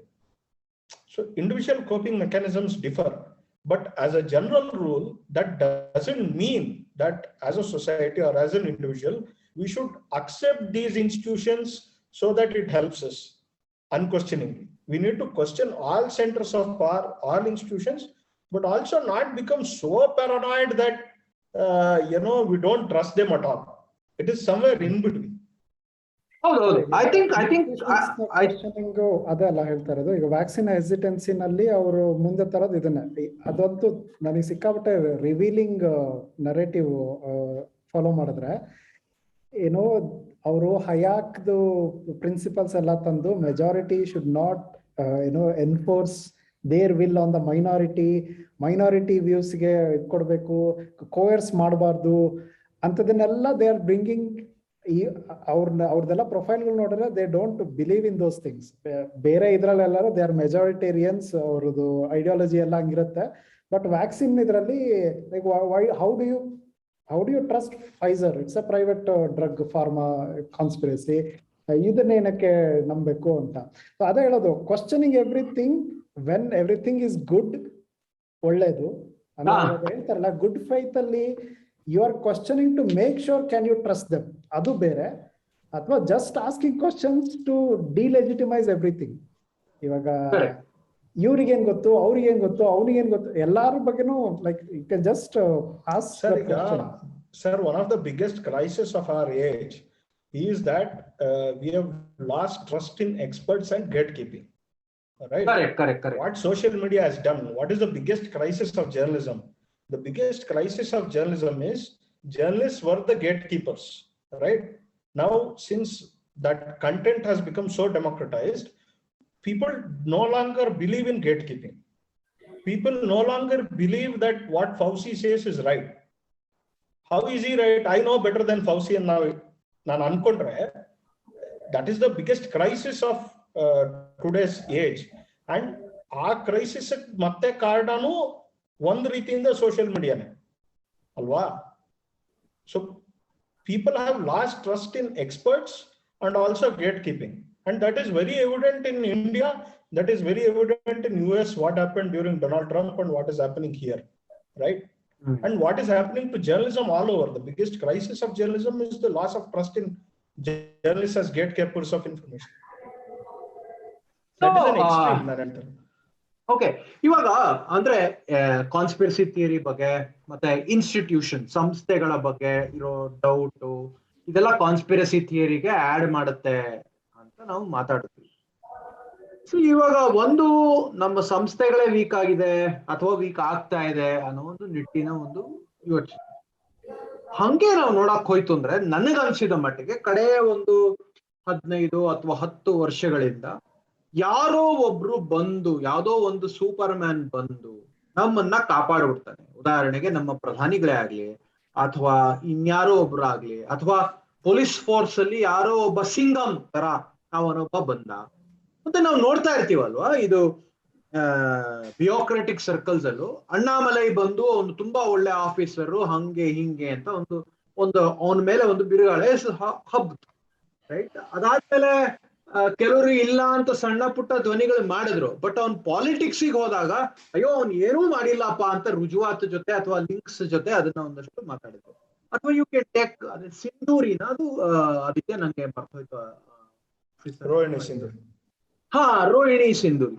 ಅಂದ್ರೆ ರೋಹಿಣಿ ಸಿಂಧೂರಿ ಮೇಲೆ ಸಿಕ್ಕಾಪಡೆ ಪಾಸಿಟಿವ್ ಒಪಿನಿಯನ್ ಇದೆ. ನಾವು as a society, Sushma, psychologically speaking, ಒಂದು ಸೂಪರ್ ಹೀರೋ ಆಗಮನಕ್ಕೆ ಯಾಕೆ ಕಾಯ್ತಾ ಇರ್ತೀವಿ ಅಂದ್ರೆ ಇದು ಬರೀ ನಮ್ಮ ದೇಶದಲ್ಲ, ಈವನ್ ಹಾಲಿವುಡ್ ಅಲ್ಲಿ ನೋಡಿದ್ರು ನೀವು ಯಾರೋ ಒಬ್ಬ ಬಂದು ಸೇವ್ ಮಾಡ್ತಾನೆ.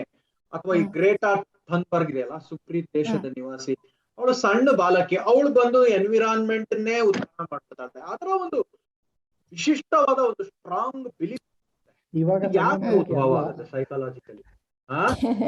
ಈಗಾಗಲೇ ಬೆಳೆದಿದ್ದಾರೆ, ಸಣ್ಣ ಬಾಲಕಿ ಅಲ್ಲ ಈಗ. she's 18, right? Okay, sorry. ಇಲ್ಲ ಪರವಾಗಿಲ್ಲ. ಓಕೆ, ಸೊ ಅದು ನಾನು ಫಸ್ಟಿಗೆ ಹೇಳ್ದಾಗೆ ಈ ಹೀರೋಸ್ ಅಥವಾ ಎಮೋಷನಲಿ ಏನು ನಾವು ಸೂಪರ್ ಮ್ಯಾನ್ ಅಂತ ಕರಿತೇವೆ, ಒಂದು ಟ್ರಸ್ಟ್, ಏನೋ ಒಂದು ಇಮೋಷನಲಿ ಎಲಿವೇಶನ್ಸ್ ನಮ್ಗೆ ಅವ್ರ ಬಗ್ಗೆ ಇರೋದು, ಖುಷಿ, ಒಂದು you know they'll cure or psychological ಇದು ಖುಷಿ ಕೊಡೋದು. ಆಮೇಲೆ ಇಲ್ನೆಸ್ ಒಂಥರ ನಮಗೆ ಮಾಡಕ್ಕಾಗಲ್ಲ ಅದನ್ನ ನಾವು ಅವರ ಇದ್ರಲ್ಲಿ ನೋಡೋದು. It's more like building connection between you and your superhero ಅಥವಾ you know model, supermodel people. ಅವಾಗ ಅದು ultimately it will easy to connect to them ಅಥವಾ ಟು ದೇರ್ ಥಾಟ್ಸ್. ಅವ್ರು ಆಮೇಲೆ ಈವನ್ ಕೆಟ್ಟದ್ ಮಾಡಿದ್ರು ಅದಕ್ಕೂ ನಾವು ಅದನ್ನ ಸರಿ ಅಂತಾನೆ ಆರ್ಗ್ಯೂ ಮಾಡ್ತೇವೆ. ಯಾಕೆ ಅಂತ ಹೇಳಿದ್ರೆ ವಿ ಬಿಲೀವ್ ದೆಮ್ ಅಲ್ಲ, we trust them, we actually follow them, we are like more ಏನ್ ಅವರೇ ನಾವು ಅನ್ನೋ ಲೆವೆಲಿಗೆ ಅಷ್ಟೊಂದು ಬಾಂಡಿಂಗ್ ಬಿಟ್ವೀನ್ ಸೂಪರ್ ಮ್ಯಾನ್ ಅಥವಾ ಏನು ನಾವು ideal people. So this is very easy actually encourage ನಮ್ಮ ಫೀಲಿಂಗ್ಸ್, ನಮ್ಮ emotions, transformation of our things to them. ಅದು ಮೇಜರ್ಲಿ ಇಟ್ ಹ್ಯಾಪನ್ಸ್. ಸೊ ಅದು ಕನೆಕ್ಟ್ ಆದಾಗ ನಮ್ಮ ಪರ್ಸೆಪ್ಷನ್ ಏನಾಗುತ್ತೆ, ಆಟೋಮೆಟಿಕಲಿ ಅವರಿಗೆ ಪಾಸಿಟಿವ್ ಆಗಿ ತಗೊಂಡೋಗಿ ಅದನ್ನ ನಾವು interpret again same emotionally they are good ಅನ್ನೋದು ಥಾಟ್ ವೈಸ್ ಅದು ಫಾರ್ಮ್ ಆಗ್ಬಿಡುತ್ತೆ. ಸೊ ಅವಾಗ ನೀವು ಏನ್ ಹೇಳಿದ್ರು ಅಥವಾ ಯಾರಾದ್ರೂ ಅದ್ರ ಬಗ್ಗೆ ಒಪೋಸ್ ಅಥವಾ ನೆಗೆಟಿವ್ ಮಾತಾಡಿದ್ರು ಕೂಡ we are not ready to accept it. So heroes ವಿಷಯದಲ್ಲಿ ಅದು common in I guess it's common in everyone. ಯಾಕೆಂದ್ರೆ ನಮಗೂ ಅದೊಂದು ಅಭಿಪ್ರಾಯ ಇರುತ್ತೆ, ಓ ಹಾಗ್ ಮಾಡಿದ್ರೆ ಹೀಗಿದ್ರೆ ನಾವು ಆವಾಗ ಬೇಕಾದ್ರೆ ಈವನ್ ಪ್ರೈಮ್ ಮಿನಿಸ್ಟರ್ಸ್ ಇರ್ಲಿ ಅಥವಾ ನಿಮ್ಮ ಹಾಲಿವುಡ್ ಲೆವೆಲ್ ಅಥವಾ ನಮ್ಮ ಬಾಲಿವುಡ್ ಲೆವೆಲ್ ಸೆಲೆಬ್ರಿಟೀಸ್, ಓ ಈ ತರ ಬಂದ್ರೆ ಅದು ಚಂದ ಕಾಣುತ್ತೆ, ಈ ತರ ಅವ್ರು ಮಾಡಿದ್ರೆ ದೇ ಲುಕ್ ಇನ್ನು ಬ್ರಾಡ್ ಆಗಿರ್ತಾರೆ. ಅಥವಾ ಪ್ರೈಮ್ ಮಿನಿಸ್ಟರ್ ಈವನ್ ದುಡ್ಡು ಜಾಸ್ತಿ ತಗೊಂಡ್ರು ಪರವಾಗಿಲ್ಲ, financial crisis, middle class people upper class ಜಾಸ್ತಿ ಬಂದ್ರು ಪರವಾಗಿಲ್ಲ, ಕಮ್ಮಿ ಬಂದ್ರು ಪರವಾಗಿಲ್ಲ, ಅವ್ರು ಮಾಡಿದಾರೆ ಅಂದ್ರೆ ಅದಕ್ಕೆ ಒಂದು ಮೀನಿಂಗ್ ಇರುತ್ತೆ. ಬಿಕಾಸ್ ವಿ ಬಿಲೀವ್ ದೆಮ್ ಅಲ್ಲ, we like them, V trust them, that's why. Right. ಅಂದ್ರೆ ಈಗ ನಾವು ಯಾರ ಮೇಲೆ ನಂಬಿಕೆ ಇಟ್ಟಿರ್ತೀವೋ ಅವ್ರ ಮೇಲೆ ಸ್ವಲ್ಪ ಮೃದುವಾಗಿ ನಾವು ಆಲ್ವೇಸ್ ವರ್ತಿಸ್ತೀವಿ. ಯಾಕೆ ಮೃದು ಅಂದ್ರೆ emotionally you are connected, that's Y.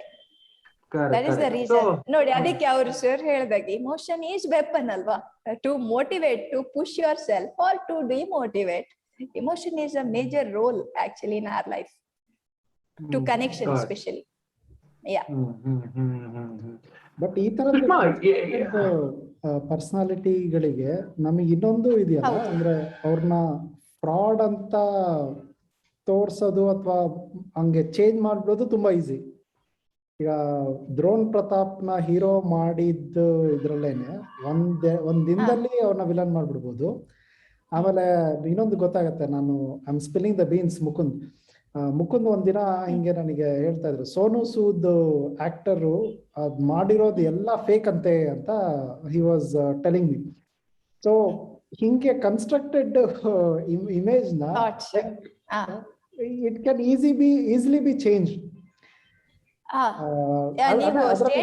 Conspiracy ಇವಾಗ ಸೋನು ಸೂದ್ ಇಷ್ಟ ಬಂದಿದ್ದು ಫೇಕ್ ನ್ಯೂಸ್ ಅಥವಾ ಅವ್ರು ಏನೂ ಮಾಡಿಲ್ಲ ಅದೆಲ್ಲ ಬಿಲ್ಡಪ್ ಅನ್ನೋದು ಫೇಕ್ ನ್ಯೂಸ್.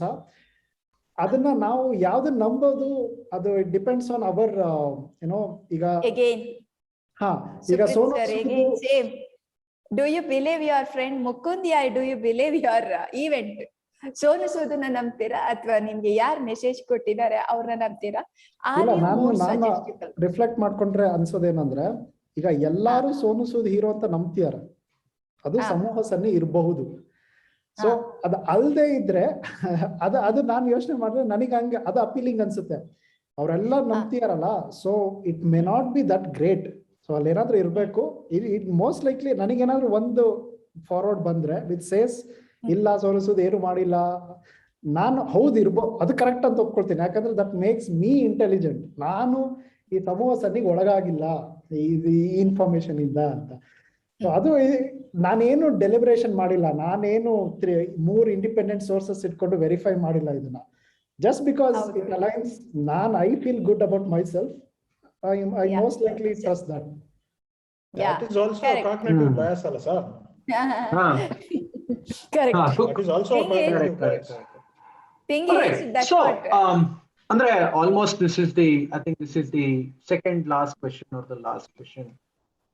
ಪ್ರಶ್ನೆ, ನಾವು ಹ್ಯೂಮನ್ ಬೀಯಿಂಗ್ಸ್ ಆಗಿ ಇಷ್ಟೊತ್ತಿಗೂ ನಾವು ಡಿಸ್ಕಸ್ ಮಾಡಿದ್ವಲ್ಲ, ಒಂದು ಎಮೋಷನಲ್ ಆಗಿ ಒಬ್ಬರ ಸಾವನ್ನ ದುಃಖಿಸೋದು ಅಥವಾ ಎಮೋಷನಲ್ ಆಗಿ ಒಬ್ರು ನಮಗೆ ಇಷ್ಟ ಅನ್ನೋ ಕಾರಣಕ್ಕೆ ಅವ್ರು ಹೇಳಿದ್ದನ್ನೆಲ್ಲ ಒಪ್ಕೊಳ್ಳೋದು, ಮತ್ತೆ ಅದೇ ಸುದ್ದಿಯನ್ನ ಆಂಪ್ಲಿಫೈ ಮಾಡೋದು, ಇದೆಲ್ಲ ಹೀಗೆ ಮಾಡ್ತಾ ಇರ್ತೀವಿ. ಫ್ಯಾಕ್ಟ್ ಚೆಕ್ ಮಾಡಬೇಕು ಅಥವಾ ಫಾರ್ವರ್ಡ್ ಒತ್ತಕ್ಕೂ ಮುಂಚೆ ಯೋಚನೆ ಮಾಡಬೇಕು ಅನ್ನೋ ಒಂದು ಕಲ್ಪನೆ ಅಥವಾ ಒಂದು ಯೋಚನೆ ಮಾಡೋ ಶಕ್ತಿ ನಮ್ಮಲ್ಲಿ ಎಸ್ಪೆಷಲಿ ಸೋಷಿಯಲ್ ಮೀಡಿಯಾ ಸರ್ಕ್ಯೂಟ್ ಅಲ್ಲಿ ಯಾಕೆ ಕಳೆದೋಗುತ್ತೆ ಸುಷ್ಮಾ? ಇದಕ್ಕೆ ಕಾರಣ ಏನು? What is the reason psychological? So ನಾವು ಅದು ತಪ್ಪು ಸರಿ ಅಥವಾ ಕಳೆದೋಗ್ತೀವಿ ಅಂತ ಹೇಳಕ್ ಆಗುದಿಲ್ಲ ಸರ್. ಇಲ್ಲಿ we can say why it is more influence on people ಅಂತ, ಅಥವಾ ಅವರ ಕರೆಂಟ್ ಸಿಚುವೇಶನ್ ಅಥವಾ ಕರೆಂಟ್ ಥಾಟ್ ಲೈಫ್ ಸ್ಟೈಲ್ಗೆ ಯಾಕೆ ಅಷ್ಟೊಂದು ಈಸಿಯಾಗಿ ಅದು ಕನೆಕ್ಟ್ ಆಗುತ್ತೆ. Because one is I told you even beginning, it's more they'll think their situation, ಅಥವಾ ನಾವು ಅದರಲ್ಲಿ ಇದ್ದೇವೆ ಅನ್ನೋ ಒಂದು ಫೀಲಿಂಗ್ಸ್, ಆ ಇಮೋಷನಲಿ. ನೀವದು ಈಗ ನೀವು ಕಂಪೇರ್ ಮಾಡಿದ್ರೆ ನಮ್ಮ ಇಂಡಿಯಾಕ್ಕೂ ನಾನ್ ಇಂಡಿಯಾಕ್ಕೂ ಡಿಫ್ರೆನ್ಸ್ ಇದೆ.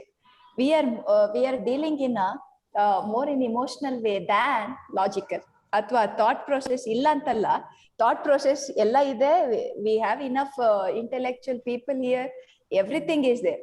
But upon that one emotional glitch ನಮ್ಮ ಹತ್ರ ಯಾವಾಗ್ಲೂ ಅದೊಂದು ವೀಕ್ ಅಂತಲ್ಲ, ಅದು ವೆಪನ್ ಅಂತಾನೆ ಹೇಳ್ಬೋದು. ಸಮ್ ಲೆವೆಲ್ಗೆ ಅದು ಎಕ್ಸ್ಟೆಂಡ್ ಆಗುತ್ತೆ ಕೂಡ.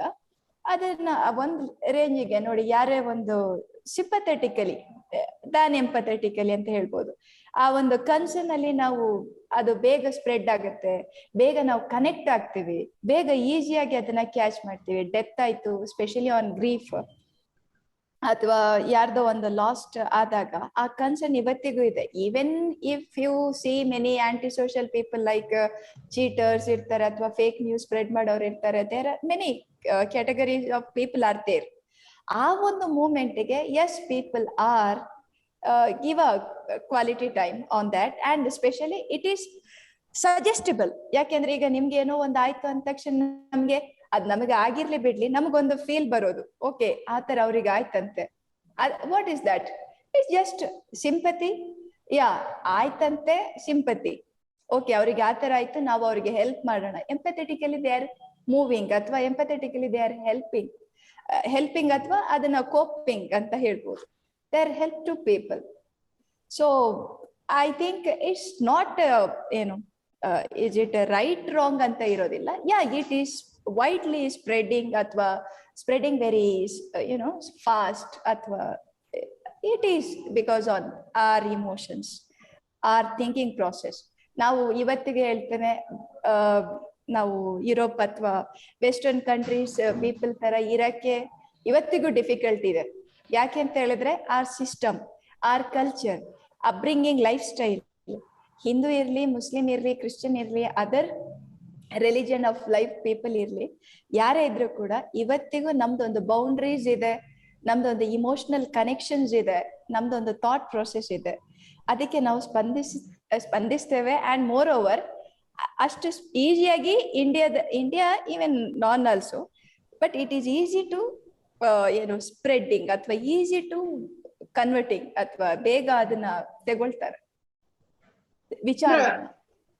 ಅಲ್ಲ ಪ್ರಶ್ನೆ ಇದ್ದಿದ್ದು, sorry Aditya please go ahead. Sir, because fake news is very much related to my domain of journalism, so I thought I'll respond. Yeah. So, ಈ ಫೇಕ್ ನ್ಯೂಸ್ ಮತ್ತು ಅದರ ಸ್ಪ್ರೆಡ್ ಇದೆಯಲ್ಲ, ಅದು ಅಗೇನ್ ನಾನು ಅವಾಗಲೇ ಸುಪ್ರೀತ್ ಅವ್ರ ಪ್ರಶ್ನೆಗೆ ಉತ್ತರ ಹೇಳ್ತಾ ಇದ್ದೆ. So fake news is a very very post social media phenomenon. Conspiracy ಥಿಯರಿಗಳು ಮುಂಚೆನೇ ಹೋಗ್ತಾ ಇತ್ತು, ಮತ್ತೊಂದು ಅಲ್ಲ. But it is a very post-social media phenomenon because at two levels. One is technology enabling these silos and echo chambers, point one, where certain information can be weaponized. ಎರಡನೇದು, ಇವತ್ತು for example ನಾನು ಅವಾಗಲೇ ಹೇಳಿದ್ನಲ್ಲ, the biggest crisis of journalism today is actually the delegitimization of media institutions or journalists as gatekeepers of information. So social media gives you a illusion that information ecosystem has been completely democratized, and my opinion is as good as Anthony Fauci's, right? So my opinion is much better than Anthony Fauci's. So this is a problem. So when the gatekeepers of information and the experts are completely delegitimized, there is no value to that information anymore, right? Earlier, what value it used to carry, that value is no longer there, point one. So when there is no value, actually, it is not even a level playing field. It is not even neutral. I ascribe a motive to Anthony Fauci's opinion, saying if he says you have to take vaccine, then I'll say, if I'm an anti-vaxxer, then I'll say Anthony Fauci ಈ ಕಂಪನಿಗಳ ಜೊತೆ ಎಲ್ಲ ಕೂಡಿ ಷಡ್ಯಂತ್ರ ಮಾಡಿ ದುಡ್ಡು ಮಾಡಕ್ಕೆ ಈ ತರ ಹೇಳ್ತಾ ಇದ್ದಾನೆ. So his opinion is actually delegitimised, whiles my opinion, ನಾನ್ ನಿಮ್ ಫ್ರೆಂಡ್, ನಾನು ಹೇಳ್ತೀನಿ ಎಲ್ಲ ಗುರು ದುಡ್ಡು ಮಾಡಕ್ ಮಾಡ್ತಾ ಇದ್ದಾರೆ, ತಗಬೇಡಮ್ಮ vaccine. So my opinion, which has no grounding in any facts, is actually gets more priority in your scheme of things if you are oriented towards my opinion, right? Iga inta patrike idu complete left wing paper. Iವರು ಏನ್ ಮಾಡಿದ್ರು ಮೋದಿನ ಬೈತಾರೆ, ಆದ್ರಿಂದ ನೀನು ಅದನ್ನ ನಂಬೇಡ. So even a legitimate criticism is actually completely devalued and delegitimized and discredited. And somebody who sends something on WhatsApp saying Modi is the 10th avatar or 11th avatar or whatever, you tend to believe that because you already have one affinity towards that opinion, and that is weaponized and sent. My problem is if it is completely harmless way, one problem, one level of problem. But now there is a next level of problem. When Russia interferes in US election, that is actually weaponizing fake news, right? So that is weaponizing fake news to manipulate elections, to manipulate democracy. When BJP IT cell is so systematic, then it is weaponizing that fake news to manipulate my opinions, and that has a very real consequence. Right? ಒಂದು organically ಆಗೋದು ಬೇರೆ, ಇನ್ನೊಂದು ಅದನ್ನ weaponise ಮಾಡುವುದು ಬೇರೆ. So ಈ fact checking websites ಎಲ್ಲ ಬಂದಿವೆ. ಸೊ ಈ ಫ್ಯಾಕ್ಟ್ ಚೆಕಿಂಗ್ ವೆಬ್ಸೈಟ್ಸ್ ಮೊದಲು ನನಗೀಗ ಆಲ್ಟ್ ನ್ಯೂಸ್ ಮತ್ತೊಂದು ಇದೆಲ್ಲ ಬರ್ತಾ ಇದ್ದಾಗ ಯಾವ್ದನ್ನ ಫೇಕ್ ನ್ಯೂಸ್ ಹಾಕಿದ್ರೆ ಯಾರನ್ನ ವಾಟ್ಸ್ಆಪ್ ಗ್ರೂಪ್ ಅಲ್ಲಿ I use to send Alt News ಪಟ್ ಅಂತ ಹುಡುಕೋದು, ತೆಗೆದ್ಬಿಟ್ಟು ಫ್ಯಾಮಿಲಿ ವಾಟ್ಸ್ಆಪ್ ಗ್ರೂಪ್ ಹಾಕೋದು, ಇದೆಲ್ಲ ಮಾಡ್ತಾ ಇದ್ದೆ. Nowadays, I am thinking actually it is not effective. See, that person has already held that opinion.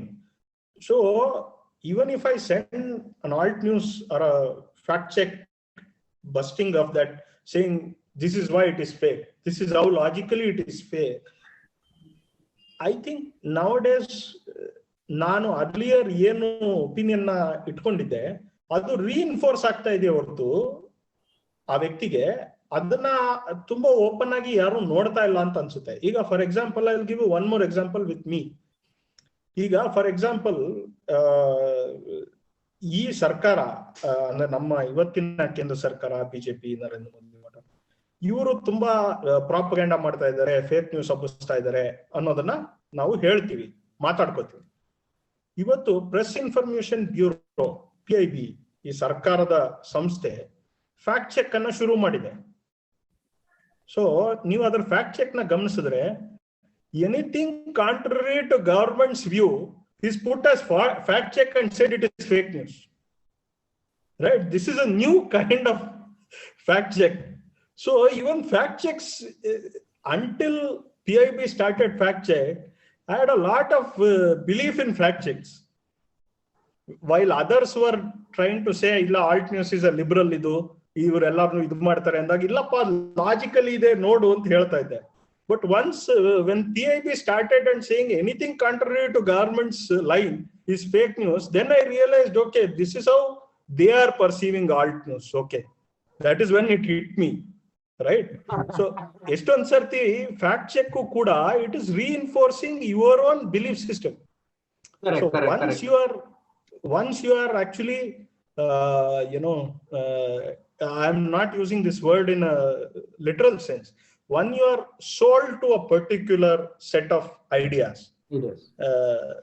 then ನೀವು ಅದಕ್ಕೆ ಕಾಂಟ್ರರಿ ಆಗಿದ್ದನ್ನ ಯಾವುದೇ ಇನ್ಫಾರ್ಮೇಶನ್ ಫ್ಯಾಕ್ಟ್ ಚೆಕ್ ಆಗ್ಲಿ ಮತ್ತೊಂದಾಗ್ಲಿ ನೀವು ಹೇಳಿದ್ರೆ ನಾನು ಆ ಫ್ಯಾಕ್ಟ್ ಚೆಕ್ ಹೆಂಗೆ ಸುಳ್ಳು ಅಂತ ಆರ್ಗ್ಯೂ ಮಾಡಕ್ಕೆ ನನ್ನ ಬಿಲೀಫ್ ಸಿಸ್ಟಮ್ ಮತ್ತೆ ಅದು ರೀಇನ್ಫೋರ್ಸ್ ಆಗ್ತಾ ಹೋಗುತ್ತೆ. ಯಾಕಂದ್ರೆ ನಾನು ಮನ್ಸಲ್ಲಿ ಆರ್ಗ್ಯೂ ಮಾಡ್ಕೊತಾ ಇದ್ದೀನಿ how this fact check is fake ಅಂತ, right? So this is a very dangerous loop that we are caught in. I don't know what is the way out. So actually ಅಂದ್ರೆ ತುಂಬಾ ಒಳ್ಳೆ ಇಂಟ್ರೆಸ್ಟಿಂಗ್ ಚರ್ಚೆ ಆಗಿದೆ. We will conclude. But ನಾನು ಮತ್ತೆ ಆದಿತ್ಯ ನಿನ್ನೆ ಸಾಯಂಕಾಲ ಇದ್ರ ಬಗ್ಗೆ ಏನೋ ಮಾತಾಡ್ತಾ ಇದ್ವಿ. ಆಕ್ಚುಲಿ ನಾವು ನಮ್ಮ ನಿರ್ಧಾರಿತ ಅಭಿಪ್ರಾಯಗಳನ್ನ ಚೇಂಜ್ ಮಾಡೋದು ತುಂಬಾ ಕಷ್ಟ. ಇದನ್ನ ಡ್ಯಾನಿಯಲ್ ಕ್ಯಾನೆಮನ್ ಅಂತ ನೊಬೆಲ್ ಪ್ರೈಸ್ ವಿನ್ನಿಂಗ್ ಸೈಂಟಿಸ್ಟ್ ಹೇಳಿದ್ದಾರೆ. ನೋಡಪ್ಪ, ನಾನು cognitive dissonance, noise in decision making ಅದ್ರ ಬಗ್ಗೆ ಎಲ್ಲ ಮಾತಾಡ್ತಾ ಇರ್ತೀನಿ. ನೊಬೆಲ್ ಪ್ರೈಸ್ ಕೂಡ ಕೊಟ್ಟಿದ್ದಾರೆ. ನನಗೆ ಗೊತ್ತಿಲ್ದಿರೋಂಗೆ ನನ್ನಲ್ಲೇ ಒಂದಷ್ಟು ಕಾಗ್ನಿಟಿವ್ ಬಯಾಸ್ ಆಗ್ಲಿ ಅಥವಾ ಒಂದು ಪೂರ್ವಾಗ್ರಹ ಪೀಡಿತ ಅಭಿಪ್ರಾಯಗಳಾಗ್ಲಿ ನನ್ನನ್ನು ನಾನೇ ಹೊಂದ್ಕೊಂಡಿರ್ತೀನಿ. ಅದನ್ನ ಬದಲಾಯಿಸೋಕೆ ಕಷ್ಟ ಅಂತ ಅವರೇ ಹೇಳಿದ್ದಾರೆ. ಒಂದು ಸ್ಟೇಟ್ಮೆಂಟ್ ಕೊಟ್ಟಿದ್ದಾರೆ. ಅಲ್ರೋ, ಅವರೇ ಬದಲಾಯಿಸಕ್ ಕಷ್ಟ ಅಂತ ಹೇಳಿದ್ದಾರೆ. ನೀವ್ ಯಾಕ್ರೋ 2.5 ಗಂಟೆ ಪಾಡ್ಕಾಸ್ಟ್ ಮಾಡಿದೀರಾ ಅಂತ ನೀವು ನಮ್ಮನ್ನ ಪ್ರಶ್ನೆ ಮಾಡಿದ್ರೆ, ನಾವ್ ಏನಕ್ಕೆ ಈ ಪಾಡ್ಕಾಸ್ಟ್ ಮಾಡಿದೀವಿ ಅಂತ. ಎಸ್, ನಮ್ಮಲ್ಲಿ ಪೂರ್ವಾಗ್ರಹ ಇರುತ್ತೆ, ನಾವು ಪೂರ್ವಾಗ್ರಹ ಪೀಡಿತರಾಗಿದ್ದೀವಿ.